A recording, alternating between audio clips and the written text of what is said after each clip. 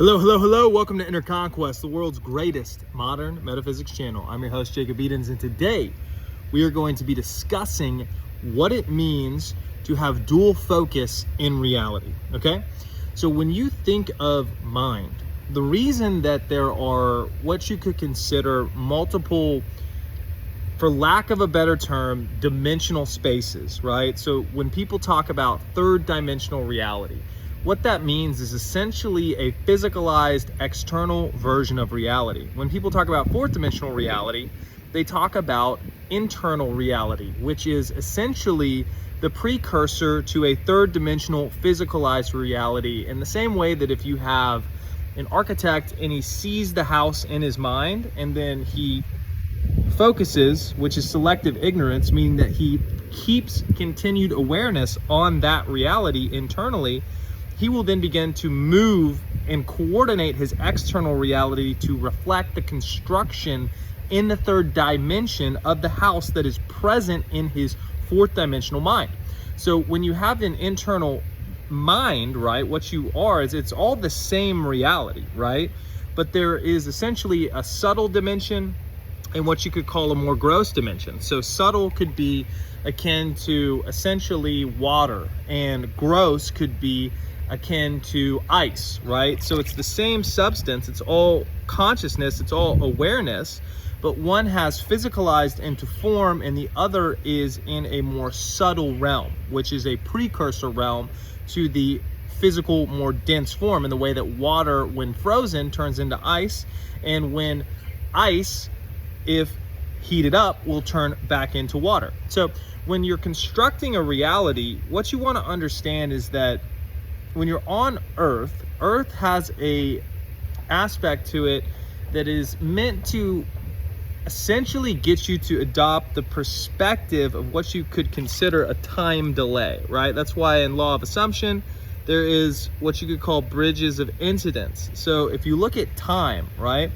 Time is interesting because if you had a calendar and you looked at all the events on the calendar, you could see every event that you're going to do for the month, and you could see every single event.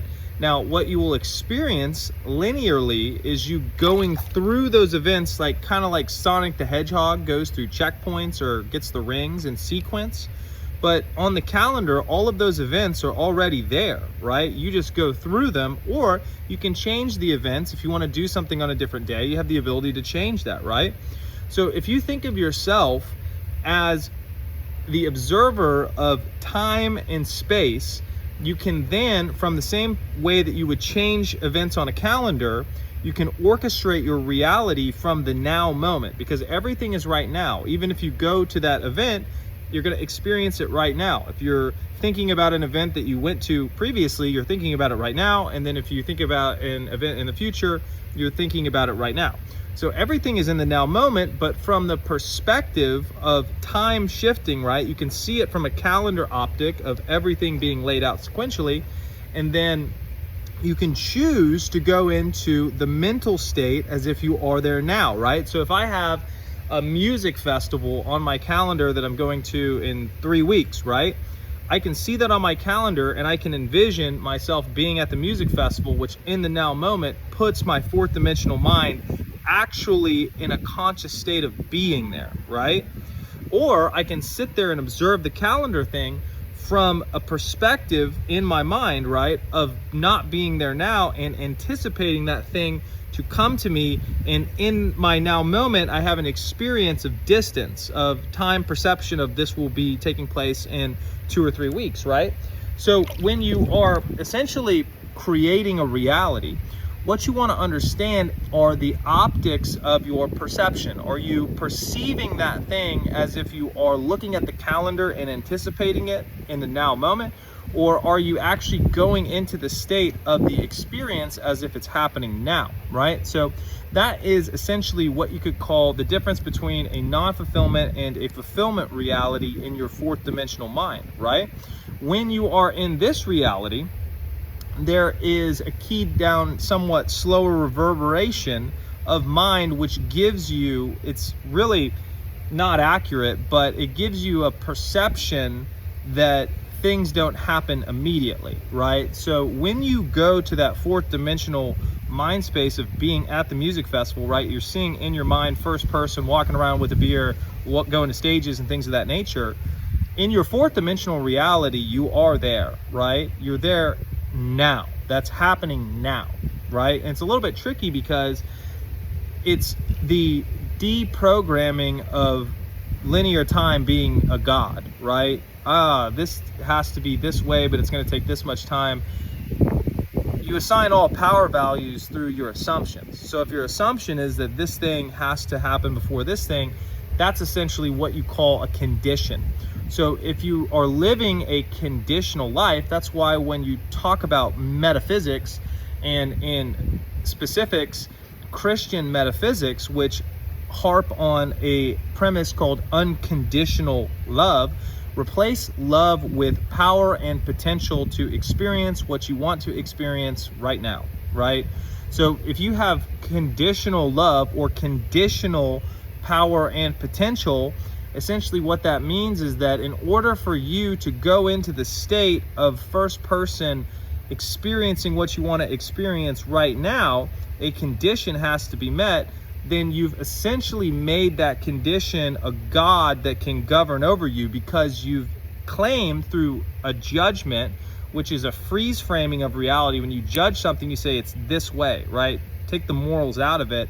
It's just when you judge something, you say this person's a bad person. In your reality, you typecast that individual from your perspective as being bad, so that person has to show up as bad to you because you've judged it as that way, right? You don't understand that concept until you understand the power that you actually have to influence your reality through your mind.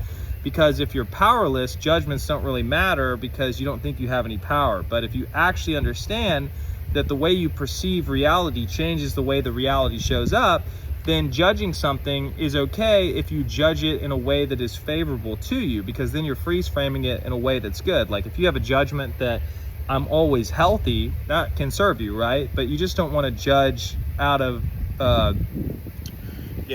a previous traumatic experience you've had. So now you typecast your entire reality into showing you nothing but that, and you're unconscious of what you're doing. So you keep regurgitating and getting the same stuff, and essentially can create a hell reality, right? So understanding that that fourth dimensional mind is happening now, and the external reality is an illusory reality, in that, the ancients called it Maya, right? Some people call it the Matrix or whatever.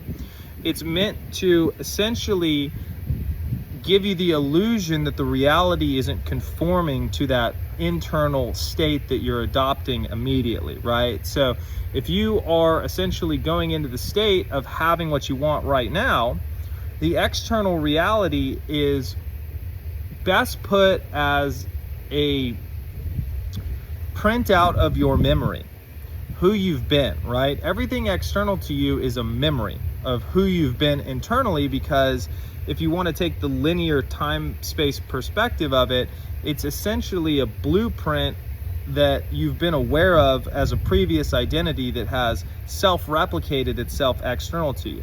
If you've always thought that you're a fucking loser and everything you go to you lose at, right? But then you decide you're a winner, the old memory of being a loser is what's externalized in your now moment, even though in that fourth dimensional reality you may have shifted to the winning mindset or the version of yourself that is winning, right? So when people say ignore circumstances, it's because it's a memory, right? It's like it's a printout of who you've been, but it's not the power source that is creating the new reality that you want to enter into. So the dynamic of this reality is a little bit unique in that there is what you would call faith and persistence, right? So you persist in a reality, in that fourth dimensional, more subtle reality, and you assume that that reality is the real reality as it is happening now.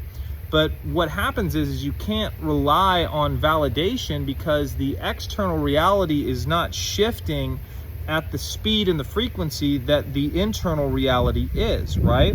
So when you focus your internal reality, you have to understand that that reality is going to become the new memory, which is your external reality. So when you are playing with consciousness, it just means playing with awareness, right? I was super drunk, but now I'm conscious again. What does that mean? You were lost in some space where you didn't know who you were and you didn't know where you were. But now that you're conscious, you've regained your identity and you know who you are, and you know that you can set destinations and you can go where you want to go. You've regained essentially control. So in this place, what happens is when you're born, you are essentially memory wiped and in a state of unconsciousness in the same way that if you're drunk, right? But you still have that innate creative ability to cultivate and create that fourth dimensional mind space, which will essentially be physicalized into your third dimensional reality. So when you understand that the reason your life is the way it is right now isn't because you've ever lost your power or your ability or you need to gain some skill set, it's just that you came into a place where you were mad drunk and didn't know who you were, so you crashed your car a couple times, right? But no big deal, because you still have the ability to cultivate that internal locus of focus, if you will, and cultivate it in a way that is exactly specific and up to your individual personal standards. Your decision making of what the ideal is entirely up to you. Nobody gets to decide what the ideal reality is. Nobody gets to decide what is optimal for you, right? You're an individual who is able to think and able to focus and has a mind and is, whether consciously or unconsciously, for lack of a better term, manifesting their entire reality, which just means unseen to seen, which means water to ice, which means internal. If I'm focused on success all day, then my reality is going to crystallize around a success ideology. If I'm worried about things all the time, then my reality is going to physicalize and show me a physical version of my worry externalized to me. So when you understand this, it's great, because now you understand that nothing that was created cannot be uncreated, right? And it can be uncreated in a significantly shorter time frame than it took you to create the opposite, because when you're conscious, you can direct your consciousness, right? You have the ability to directly go into the state that you want to go into. You don't have to place conditions on anything, right? You can remove conditions and say, no, it's actually like this right now, and you can see it in your mind. And that's essentially what the story of Esau and Jacob is, right? When you look at scripture, in my perspective, is a metaphysical children's story of how to operate your consciousness that was used to essentially disguise esoteric principles of your own innate power to create and cultivate your own reality. Because of the circumstances of this reality, you had many parties that were essentially predatory and privy to the knowledge of how reality was created, and they sought to control individuals and have them focus upon whatever fourth dimensional realities they wanted to implant into their minds so that they could create reality using essentially your God power. But once you understand that you don't have to do that, because you've never lost any innate power to cultivate or create reality, you can now surmise your optimal internal state, and you can dwell there independent of your external reality, knowing that your external reality, which includes thoughts and emotions, you supersede those things to people, places, circumstances, and events external to you, is essentially just what you've accepted to be true about your individual realized reality, right? You don't need anyone's permission to go into a state of consciousness, which is a state of awareness, which is, if you think about the United States, right, it's what is a state? It's a defined territory of awareness. If I say Texas, it's a parameter, and everything inside of that parameter is Texas, right? So if you want to go into a state of wealth or health, you need a parameter of, or a guideline of what that is for you and what the contents of that are. So if you want to go into a state of health, right, you want to be in a parameter of only being aware of yourself as an identity who is healthy right now. Because you can also create an identity that has the same optics as you looking at a calendar, seeing something into the future with conditions saying, oh man, I gotta wait until I can experience this thing, right? But that's the trick of the Maya or the Matrix, is making you think that you need to wait and push off things in order to experience them. So when you get out of that mental loop and understand that, no, wait, I can experience this now because the external reality is essentially going to be in the future a blueprint of what I am entertaining now, then your now moment is where your power is, because that's the progenitor or the predecessor to that physical external reality that you want. But you also want to understand that the physical external reality in this reality is latent, right? So you're dwelling internally. If you want to have the exact reality that you want, you're learning to dwell internally. And as you dwell internally, your rate of vibration, your oscillation frequency magnetizes at a much higher rate, which makes this external reality much snappier and more responsive to what you decide and assume to be true about your reality, right? But it all starts with, essentially, if you're playing a video game, you got to learn how the controller works before the game itself is going to be won, right? Because you can visualize yourself as a great game player and all of these things, but really mastering the controller means you don't have to think about the controller. You can just play the game at the level you want to play it. You don't have that skill gap of like, well, I'm a great player, but I'm always trying to remember which button to press, right? So that's why you master your mind. You master things like your I am identity. If something external to you isn't necessarily up to what you would consider your standard, you remove your awareness from the memory of that external world, which is just a reflection of who you've been identifying as internally and accepting to be true and being aware of. And you say, no, I'm actually this, and you become aware of that. And then your main goal is simply to be aware internally as if that is your new reality. That's what an assumption is, right? An assumption is, there's milk in my fridge right now because I remember that I bought milk and I put it in the fridge, right? But that's just happening right now, and that's just an assumption. And even you could say that's conditional, because I'm conditionally assuming that that thing's there because I went to the store and placed it in the fridge. But in my now moment, there's no physical proof that it's in the fridge. I'm in the hot tub, right? I don't have access to the milk right now. It's an entirely accepted mental state that there's milk in the fridge because I have a memory of me doing it. So if you want to shift to a new reality and you want to fourth dimensionally think and you want to understand quantum shifting, which is understanding the infinite field of potentiality around you, and that you have the ability to place your awareness on any now moment as if a past was a certain way or a present is a certain way, then you understand that your now moment, you can cultivate and create the exact dynamic of life that you want to have. Because if I wanted to swap that out with orange juice, I could change the memory in my mind of going to the store and getting orange juice and seeing orange juice in my fridge right now. All a mental assumption. I didn't walk to the fridge one time. I just made a new assumption that this is how it is. Now, if I went physically to the fridge right now, it's still going to be milk because this external reality is an old 3D printout of what I've internalized, right? But if I persist in that metaphysical fourth dimensional assumption, I'll forget about it. I'll go do some work. I'll go work out. I'll go to sleep. I'll do some other stuff. But I have already set the GPS coordinates for what you could call the bridge of incidents, and I will go buy orange juice, and there'll be orange juice in the fridge, and I'll see what I saw right now in my hot tub because I picked that state of consciousness. I dwelled in it. I accepted it as true, and I didn't work against myself. I assumed that that was my reality now. So that bridge of incidents had to crystallize and form itself into the ideal scenario within my mental state that I entertained. So I know you guys enjoyed the video. Feel free to leave comments of future videos that you would like to see. If you guys want coaching, you can check the link tree for protocols as well as individual coaching. But more important than any of that, go conquer, and I'll see you in the next one. Cheers.